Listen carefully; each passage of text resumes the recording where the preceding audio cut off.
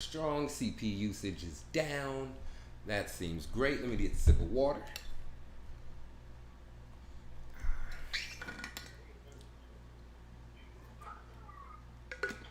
Hey, peace, queen. All right. And let's get the ball rolling. Peace and love, kings, queens, and gods.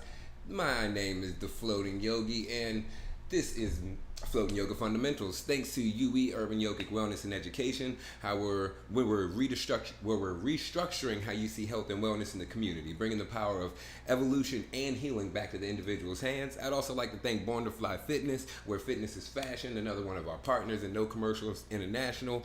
You can check out the meditation tracks on all streaming platforms, and then tap in on the social media with the meditation accountability, daily check-ins, and to make sure that you're doing all right. If there's something going on you want to talk about, just drop no in the chat. It could be discreet. We can have a little quick boom, boom, boom. Maybe I could refer you to a therapist, or maybe like a little bit of treat. But hey, that's your thing. Whatever you do to get you through it, to get you to a person that can help you. What else is there? Monday night is the book club, and as you see, I got some of the extra books. Some of the books that we're gonna look into after we finish up this recap of The Only Way Out Is In. So last week we got I think that's all of it actually. Yeah, I'm railing it out now. Let's go. So last week we got halfway through. We got up to the pyramid part. If you all had any questions in the chat, let me know. Payoga, Rashida. We got all the way up to the pyramid part, and the pyramid is really breaking down. I like to look at it as the code of the Trinities, the code of three, the pyramid code, blah blah blah blah blah. So in yoga, one of the pyramid codes that they use is Tristana, and that's the gaze, that's the breath, and that's also the Bondas, or the posture, the way that you're holding yourself internally. They also look at things from the inside out, from the ground up, and where's the third fun one?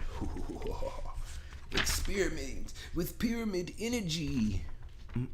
From the ground up, and then everything moves in a vortex. It's not a straight line. There's a little bit of wave, or a little bit of in everything that we do, and everything that moves in this world, not just us physically or energetically. Go and drop it. Any connection to the Ankh? I've been trying to teach Michelle about the Ankh. The Ankh, not necessarily a direct connection to the Ankh, but the Ankh is we going to get into that on the later sections, but it's a transference of energy from the front of the body. The front of the body is the expression, so how we express, and then we circle that energy around, kind of like a Tesla coil, and we receive energy in our back. Boom. So then it hits us in the back, and it's supposed to be like a regenerative circuit. That's like the power of the Ankh. It goes from the crown of the head to the soles of the feet, comes back up to the heart, out of the front of the heart into the back, and resets the cycle. So the concept of the Ankh is to continually recycle that energy, and that's why it's actually real prevalent in Tantra and other Egyptian stuff. Thank you. Which is part of the whole wizard yogi concept, because it takes a whole lot of discipline to get to those parts.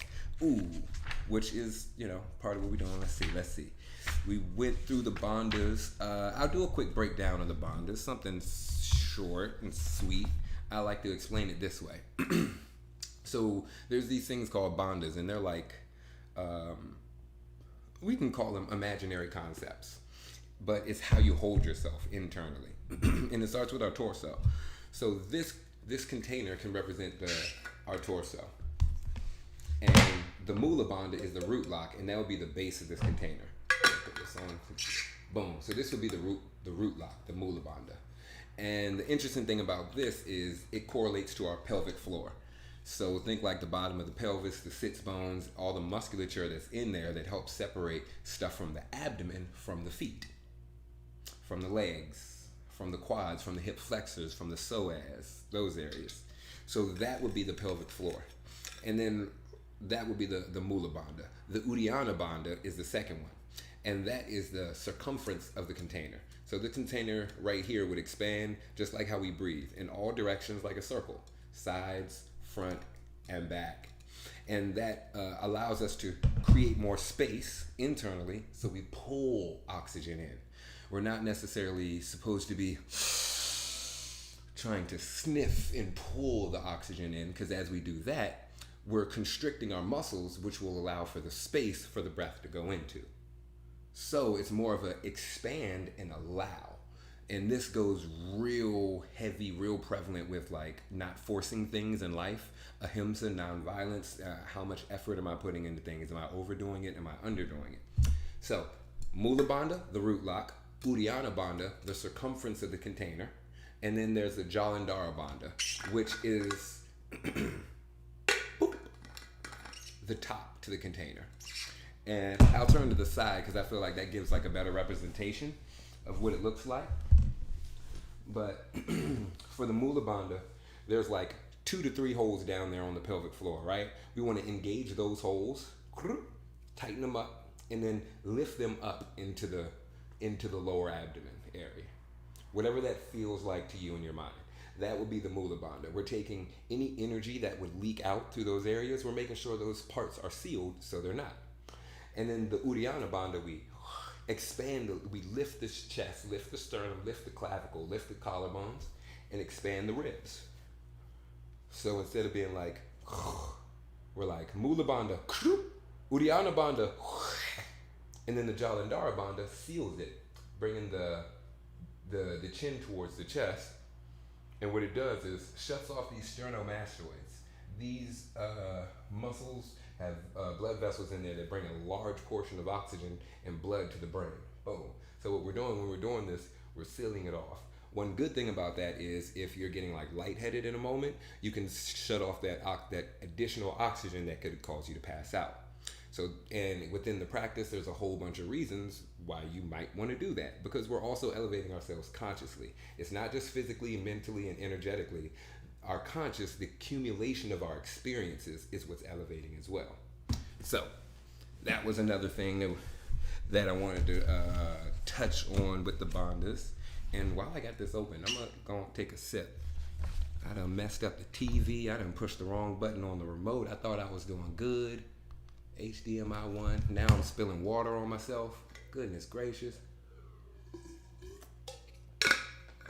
All right. Move forward. Okay, all right. Bye. Ashtanga Yoga, where did I leave off? The pyramid code. Mula Bonda. The Drishti. We talked about scientists tell us that 80% of our energy goes through our eyes, and the remaining 20% is left for other sense organs, ears, tongue, nose, and skin. Drishti means to gaze. It's not an intense stare that you often see people doing. It's just to gaze. And they also correlate the eyes as the windows to the soul, so you can see what they're really doing by the expression on their face, by the intensity of their glare, their stare, their drishti. And also, a little sidebar, one reason why we close our eyes during meditation is because the mind is going to continually pull in information to process as we have our eyes open. And that's another great reason why we close our eyes and rest in Savasana, so then our brain isn't processing things here. It's allowing it to disassociate from this physical world, and then other senses start to take a little bit more of our awareness. Maybe it's how we feel, maybe it's the breath, maybe it's smell, maybe it's taste. Like there's so many different things with different ways for us to go as opposed to being fixated in the physical. So Drishti. And I encourage you, if you practice like sun salutations, Ashtanga, anything that's a regular practice, do it with your eyes open and then do it again with your eyes closed. Notice the difference. It's a whole different world. All right, moving forward. And if y'all got any questions in the chat, let me know. Word on injuries. I wanted to touch on this part because in America, how Ashtanga yoga has been brought to Americans has been very performative, and shout out to Femi Panur for that. Like performative yoga, like, oh, I can do this. Look at this, as opposed to I'm doing this to rehab, to figure out different ways that I can utilize this part of the body, this muscle, or figure out why this nerve is pinched and where I can create space to relieve this pressure that I'm feeling. Little things like that. Primary series, is yoga therapy. That's what it means. It's yoga chitas, and that means yoga therapy. And what it does is utilize the body in different ways that we really didn't think we'd use, to give those other ways that we can use our body, so we can give our mind the other ways to use the body. As that happens, we can like reroute some of these old pathways, these old like habits and patterns that we have. He's calling it yoga surgery, blah blah blah blah. We're working from gross to subtle. I like this part. The same within the practice, we generally start using the larger muscles. Like as we're jumping back to chaturanga, we're really pressing through the arms, activating the triceps, the biceps, the forearms, the shoulders, the pecs. And as we get used to utilizing those muscles, we get a little bit more efficient with them. That's why we're doing the same practice and continually. So we start to realize where we're overexerting, and we can redirect that energy. Just like we're redirecting the amount of focus that we get looking through our eyes, that 80%, meditating, starting to recirculate that awareness through the other senses. Doing the same thing with the muscles that we use, from more gross muscles like the triceps, the biceps, to more subtle ones like the joints in between that connect them, which help to strengthen and give you more mobility, right? Just like some people working on handstand now. It's not COVID cough. Mysore Style. Yeah, what's up? Slow down a little bit if you don't mind, because I, as a fitness professional, you just running through those muscles, and I'm like, hold up, I ain't coaching in a while. Wait, hold up, shut up. I got you. I think the viewers might appreciate just a breath. A breath to breathe. How appropriate on said station. Y'all rocking with that IG? I'm gonna do it. I'm gonna give it a shot. I'm gonna slow it down for y'all. Let me know where you at, cause I'm not able to see that one. Just a little teensy bit. All right, so we have the Mysore Style practice. That's what I'll be bringing to Sukha Center with Yogi Man in Arlington. Mysore is an amazing type of style of practice. You all know the sequence that you're practicing. All you do, you come in, you have your own, go throw out your mat, do your own practice. The teacher comes by at certain parts, gives you a little checkup, gives you assist on certain parts so you can get deeper. You have your own personal relationship and your own personal private practice, but in a group setting. And that's what's so great about it. You can come and go as you please. Like, it's not come and go like, oh, I'm just gonna go outside real quick, come back in, I'm gonna go about. Nah, but like, it's a 3-hour window. You come in anytime within that 3-hour window, you get your practice in, you come, you leave. Boom. It's great. You have the time with the teacher. There's other people in there. And one thing that I love about it is the people that you meet in there, it's a very niche group. So everyone's hella interesting. Everyone's hella dope. Like, that's for you to say, you know what, I'm gonna wake up 3-5 days a week and go practice this sequence for an hour and a half, and I'm in this certain mindset. Like, you really surround yourself with people who care about their fitness and their health, their wellness, and they're making daily efforts. That's important. That type of community is what's impactful and helps all of us to grow, as opposed to me just, doing your own thing 1 time a week or 2 times a week. That community helps to create consistency. It helps to foster that growth that we're looking for. So that's just one of the reasons why I like it. Outside of, I get to take my time. I don't have anyone leading me and teaching me, telling me when to breathe. If I want to add an extra breath here to figure out what's going on, maybe an extra 3, I can. If I want to change up the practice to fit me for that day, I can. can. If I'm running late, but I still wanted to show up on the mat for myself for like 10 minutes, 15 minutes, I can. And that's the importance. It takes away all the excuses and still puts you in a communal setting. So one of the reasons why I like it. And the other option would be a lead class, is what I teach Tuesday nights virtually. We just flow through it together. I kind of like lead it. Sometimes I'll make it extra challenging. Sometimes I make it like, nah, we're just going with the flow. We're just getting the motions in today, just seeing how we're doing, reading the energy. But it's a different style. It puts you in a different seat. Like one, you're teaching yourself. One, you're being led. One, you can go all in because you don't have to worry about the structure. The other, you're in that observer, so you're self-directing yourself. All right, boom, boom, boom.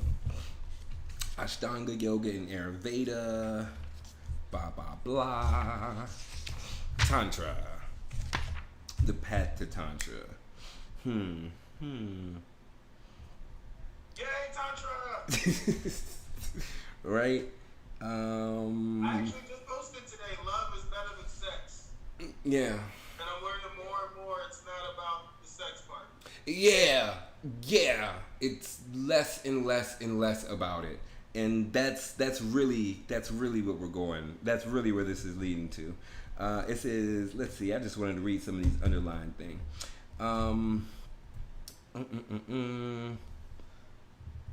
The people who have celebration or celibacy. So there's an issue with the word. They're looking at, there's like a translated word. They don't know if it means celebration or celibacy. So there was a joke. Blast. I messed that one up.